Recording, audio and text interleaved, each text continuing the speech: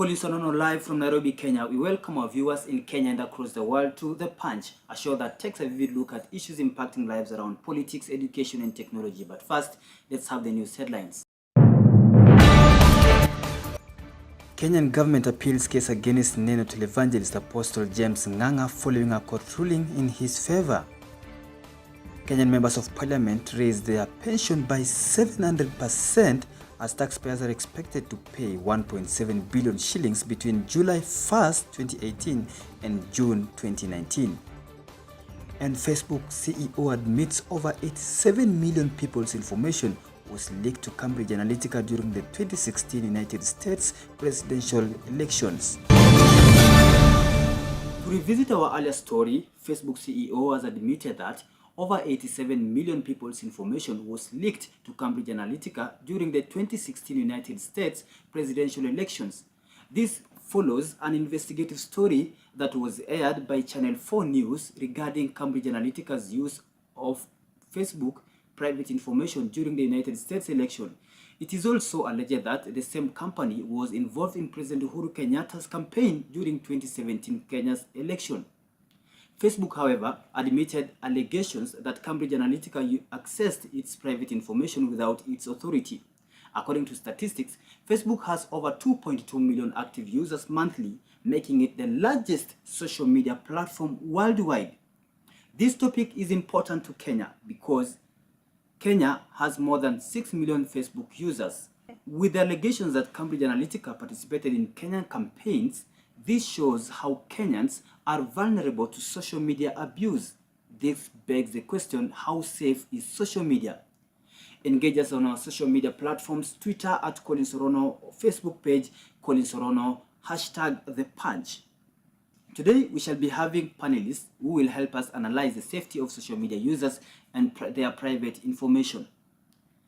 Andrew Kamoche on social media says, social media has never been safe since immemorial. Let's now have a story that was done by our correspondent earlier today. Social media has become a major source of information sharing across the globe. The number of social media users has been increasing gradually across the world. It is estimated that WhatsApp has over 1 billion users across the world, with at least 12 million users in Kenya, making it the most used social media platform in Kenya. It is also estimated that YouTube has 8 million users in Kenya, while Facebook, the world's leading social network, has more than 2 billion users across the world, with 7.1 million Kenyans who log onto Facebook every single day, making it the second most visited site in Kenya. The photo and video app owned by Facebook and Instagram has over 4 million users in Kenya, now consisting of teen and young users. LinkedIn, the professional platform as of 2015, had 1 million users, estimated to be at least 2.8 million users today in Kenya. With at least 1 million users monthly, Twitter has proven to be a giant social media platform that shapes opinions, politics and social issues in Kenya, while Snapchat has at least 250 users in Kenya. With that in mind, Facebook owns both Instagram and WhatsApp, but is social media users' information safe? Some feel they are safe, while others feel they are not. Because these days we have what we call screenshots, we have what we call, people can hack your accounts and everything, and they expose everything about you. So I don't think it's a... Sometimes it can be safe if your accounts are like, strong and everything, but at the end of the day, it's not, I don't think it's safe at all. I mean, even if you have like accounts that have strong passwords and it can't be hacked, it's not safe at all. Because even the ones that you do share information with can do something about the information that you have. Reporting for The Punch, my name is Faith Kaulu. Right, thank you so much, Faith Kaulu, for that story. Now we are being joined by Faith Kaulu live from the ground. Faith, thank you for joining us. Could you please tell us what are social media users saying about their privacy on social media? Well, Collins, I have interacted with a lot of young people out here. Basically, a big number of them are social media users, but many of the young people no longer feel safe on the social media space, especially after realizing that Instagram and WhatsApp are owned by Facebook, the social media platform that was involved in the Cambridge Analytica saga. So a lot of young people out here are asking, are they safe anymore on social media platforms? Now, finally, what will be your opinion on young people and social media in Kenya? Well, Collins, I believe that young people should be more careful in the social media space, especially after finding out that data and information is no longer safe, in that it can be leaked or it can be used by certain data collecting companies. I also believe that young people should consider what kind of messages and information they post on social media, especially in a time where employees have a look at the social media pages and platform to just find out what activities you carry on before hiring you. I think this is a message that should reach out to all young people, that whatever activity goes on social media is as important as one's real life. Right, thank you so much. That was our correspondent Faith Kaulu joining us live from Nairobi, Kenya. Now, let me welcome our panelists to help us discuss this subject on social media abuse in Kenya. Today, we are being joined by Mark Muchuma, a blogger. Mark, welcome to our program today. Maybe to begin with, do you think social media is safe? One thing about privacy, it hit my mind that we do not even have privacy on social media, was when Cambridge Analytica, invaded, used social media information, Facebook, and used it against us on our elections. And so, initially, yes, because you see, many times Kenyans, we don't really go through the terms and conditions that we have on our social media. Yes, Mark. Because just scroll down, and then agree.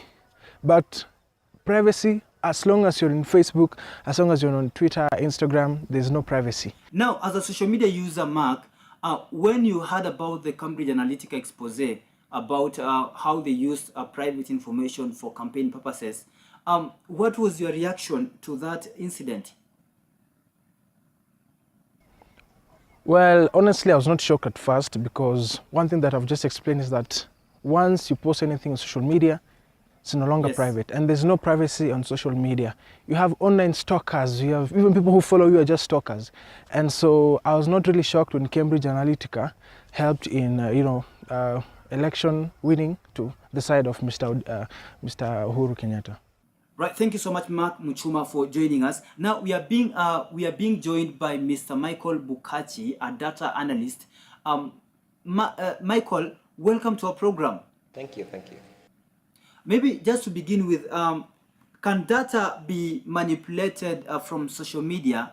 And if so, how can that work? Okay, I'll go into the basics of online data. Basically, every time you use a free service or any website online, it's not technically free, because you are the product.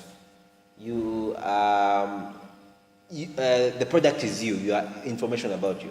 So basically, whenever you are maybe on Facebook or on Twitter or Google, it's free because you don't pay for anything. But because you are the product, that's how you pay.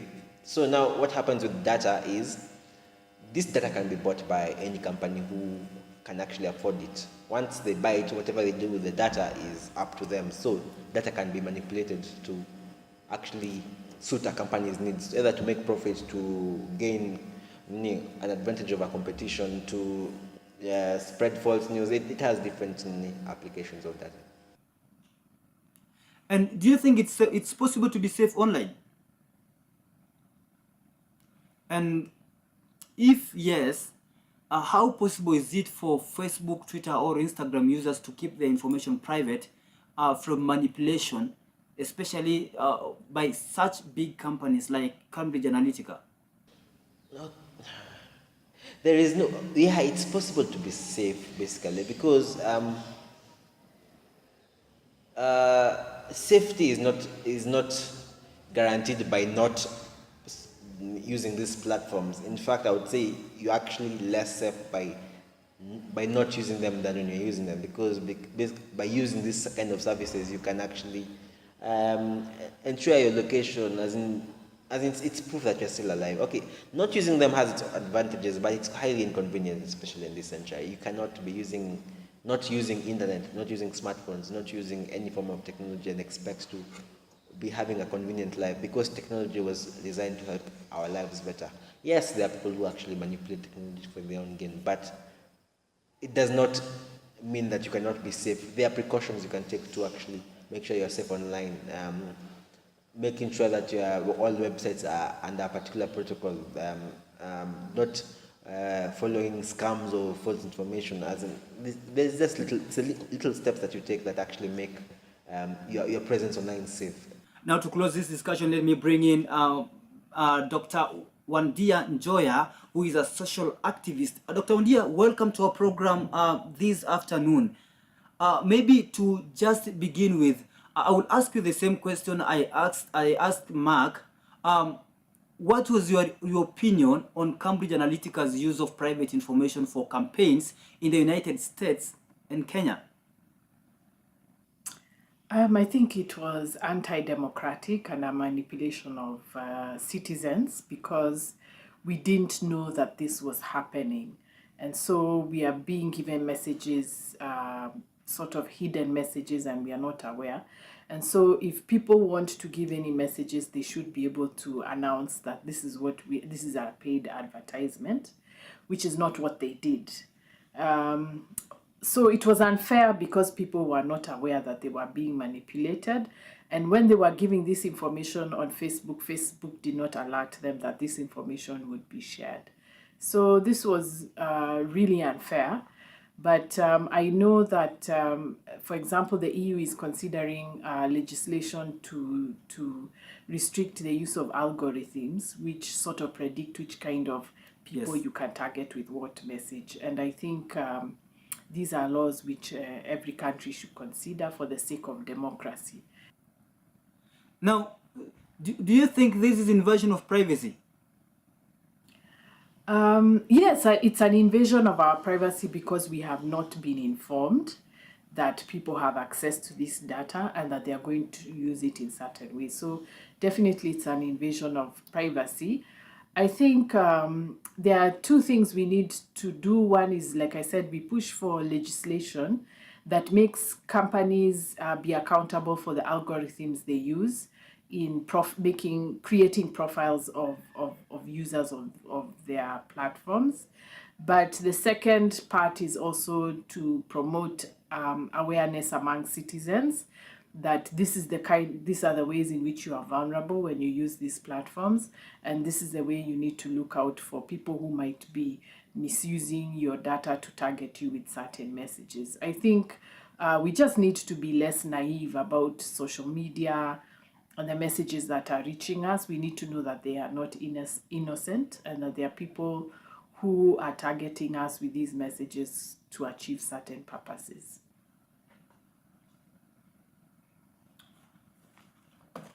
Right, thank you so much, Dr. Wandia Njoya, social activist, Michael Bukachi, data scientist, and Mark Muchuma, blogger, for joining us in our show today. That has been an amazing conversation on social media safety. And now let's have a look at your views on social media. And David says, with the new EU regulations, social media is safer. Now, I also believe so, because if there are enough regulations to ensure social media is safe, then we are safe. Okay, on my punch today, I believe every citizen has a right to privacy, and the rights to privacy shouldn't be denied to anyone. It is the role of the government to ensure that no citizen is exploited by social media companies or any other data company to gain profits. If the government isn't ready to protect its citizens' private information, who should citizens trust then? To me, the government has failed in protecting people's privacy. That marks the end of our program today. Let's meet tomorrow, same time, same place. My name is Collins Horono, and this is The Punch.